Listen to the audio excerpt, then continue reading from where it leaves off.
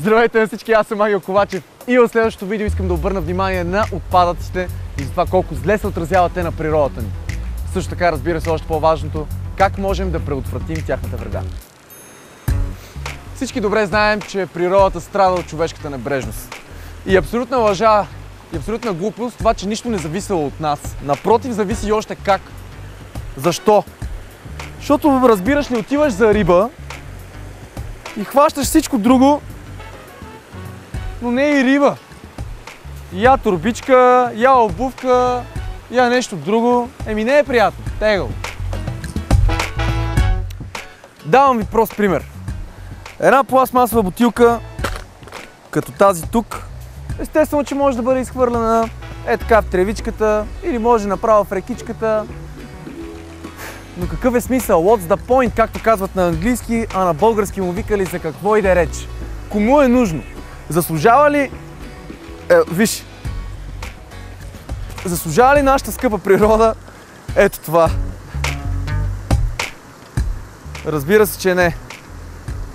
Именно поради тази причина са измислени контейнерите за пластмаса, жълти на цвят, където може да хвърляме цялата пластмаса на света, когато и където си поискаме. Окей, на 2 на 3 обясних как се случват нещата с всички пластмасови отпадъци. Заедно с металните те отиват къде? В жълтият контейнер. Точно така. На същия принцип се процедира и с всички хартиени отпадъци. Те пък на свой ред отиват в синия контейнер. Имате ли пък стъклена бутилка или изобщо каквото и да било стъкло? Има контейнери за него, а именно зеления. Разделното събиране на отпадъци е от огромно значение.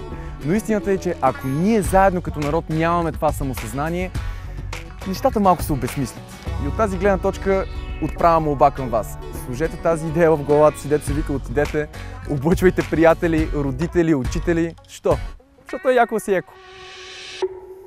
Абе, като цяло каза с боклуците си е доста сериозна тема.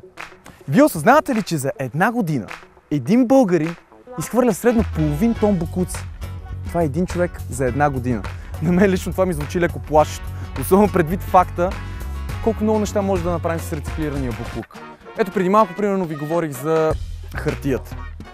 Давате ли си сметка, че с 1 тон рециклирана хартия можем да спасим 17 дървета?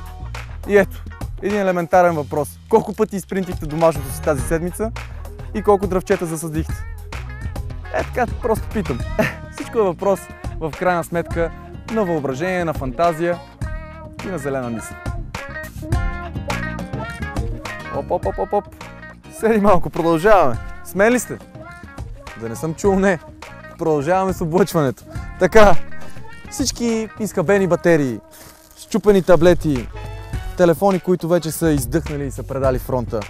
За тях също има специализирани контейнери. Не като този тук, де. Всички тези телефони, таблети, цялата битова техника, телевизори, всички тях може да изхвърляте в специални пунктове, които занимават с обработването на такъв тип отпадъци. Вече за по-дребни неща, като батерии, например, тях може да изхвърляте във всеки един магазин за техника.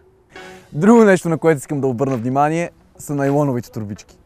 Отговорете ми на въпроса защо? Защо точно найлонови турбички се употребяват, след като те най-трудно се разграждат в природата, да не говорим, че правят пейзажа около нас направо прекрасен.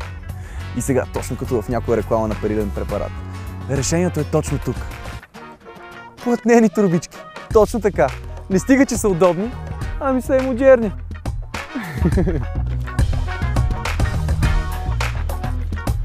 Ето, че нашето видео е към своя край. И като финални думи искам да се обърна към всички вас съвсем искрено. Знаете колко ни е яка природата. От нас зависи да се опазим. Не бъдете апатични, бъдете активни. По-рано във видеото в няколко стъпки ви обясних как да бъдете еко. А това е яко, човече. Яко е да си еко.